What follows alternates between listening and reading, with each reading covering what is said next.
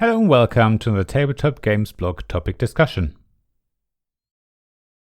Spiel des Jahres. Following the money. Awards often attract attention because of the games they recognize. Far less attention is usually paid to how the organizations behind those awards operate.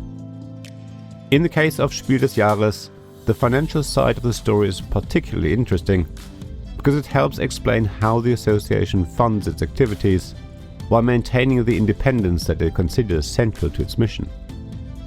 The famous red pawn appears on millions of game boxes, yet many players know little about the licensing system behind it or the way that income supports projects far beyond the annual award ceremony. In this fourth article in the series, I look at the finances that reveal how the organization has transformed the commercial success of its award into support for a much broader cultural mission.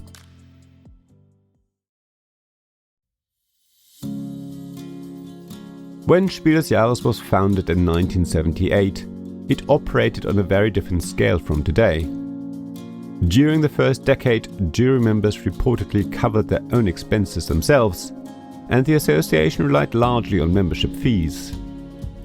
Meanwhile, the association's award continued to grow in visibility and influence, generating increasing benefits for publishers and retailers. As public interest in the award expanded, so did the workload involved in maintaining it. The jury was answering more questions, attracting more attention, and taking on additional responsibilities. According to the association, the existing model became unsustainable, and a different source of income was needed if the organization was to continue operating while remaining independent. The solution came in 1989 with the introduction of a licensing system. Publishers remained free to advertise nominations and awards in their marketing, but a license became necessary when they wanted to use the official Spiel des Jahres pawn on game boxes or related materials. Very quickly, the licensing revenue became the association's primary source of income and remains so today. Yet one detail that is worth pointing out is that although the existence of the licensing system is public, the exact formula used to calculate license fees is not. The association has never published the details. Yet, for the purpose of understanding the finances of Spiel des Jahres, the precise percentage is not important, only the principle behind it. The award generates value, and part of that value is reinvested in supporting the organization's wider mission.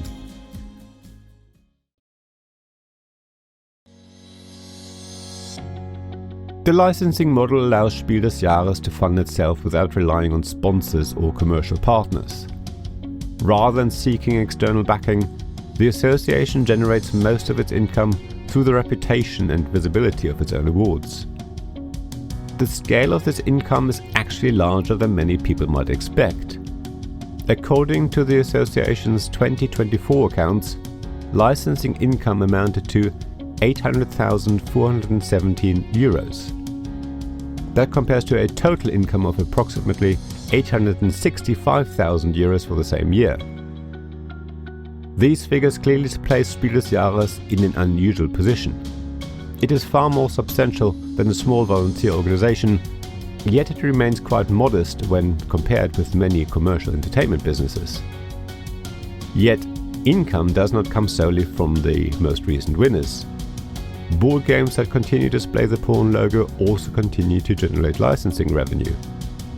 Winning games are allowed to use the logo indefinitely, while nominated games may only use it for 3 years.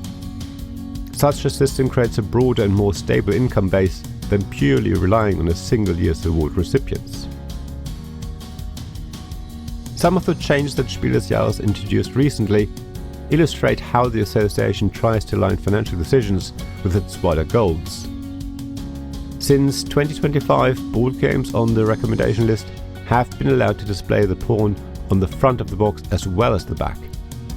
Additionally, the first 5,000 copies of any board game are exempt from all license fees, a measure that Harald Schrapers has said is intended to help smaller publishers benefit more visibly from the award's global recognition. When viewed in that context, the licensing system actually appears less like commercial enterprise and more like a mechanism for converting recognition into resources that can support board game culture much more broadly.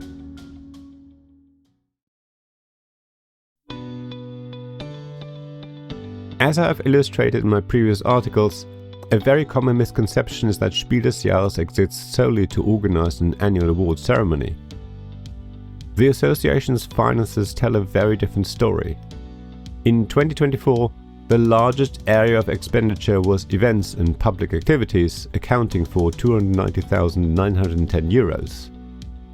Funding programs followed at €204,275, while personnel costs amounted to €179,620.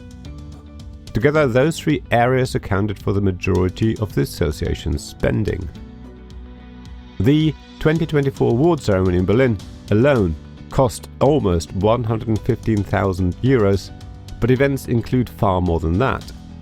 The association attends conventions and festivals, supports public gaming initiatives and organizes activities such as the Tag der Brettspielkritik, an annual training and networking event for journalists, bloggers, podcasters and reviewers, which serves as a platform for professional exchange on the quality, classification and future of board games.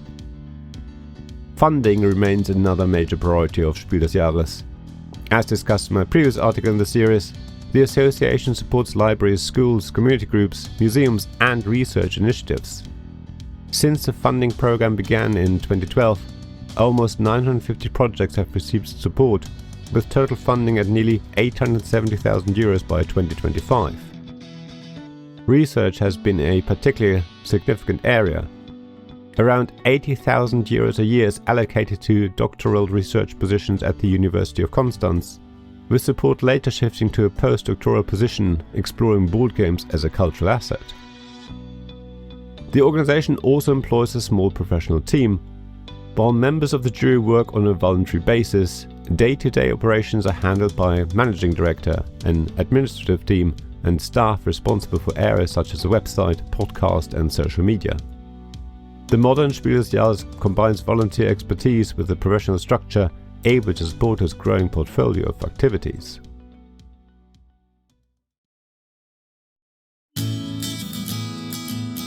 Something that is absolutely core to Spiel des Jahres is its independence, and the association's financial structure is designed to fully support that independence. According to the organization, reliance on licensing income helps avoid dependence on external sponsors. Publishers benefit from the award, yet they do not directly fund the jury. Members of the jury work voluntarily without pay, and membership continues to be restricted to independent critics rather than industry professionals. Financial reserves play an important role as well. In discussing the association's finances, Harald Schraper stated that the organization maintains sufficient reserves to continue operating for around 2 years, even without any licensing income. These reserves are seen as essential to protecting Spiel des Jahres' independence and ensuring that short-term financial concerns do not influence the association's decision-making. The way money is allocated also reflects the association's priorities. Schraper had explained that the goal is broadly to devote around 30% of resources to funding projects, 30% to events and public activities, and the remaining 40% to staffing, administration and jury work. That split reflects an organization that sees its role as much broader than simply selecting annual winners. Following the money ultimately reveals something surprising. The red pawn may generate substantial income, yet the association consistently presents that income as a means rather than an end. Awards create visibility. Visibility creates licensing revenue, and licensing revenue supports research, community projects, public events and educational initiatives. Much like the award itself, the money serves a larger purpose: promoting board games as a cultural asset and helping more people discover the value of play. Thank you for listening to this Tabletop Games blog topic discussion podcast. Please check the description below for links mentioned in this episode, as well as to the written version of this article on the blog. If you enjoyed this episode, please subscribe, give us some stars or leave a review. Please also tell your friends about me, and if you want to offer financial support, check out my Patreon and Ko-fi pages, links to which you'll find in the blog at tabletopgamesblog.com. So thank you again for listening, and I hope to see you again soon. This podcast was made possible by the generous help of my supporters. Royal Patron Sean Newman, Magic Champion John Risley, Castle Guards David Miller and James Naylor, Dice Masters Alex Bardi, Paul Grogan and Robin Kay, and Shining Lights Jacob Davis, Gavin Jones and Richard Simpson.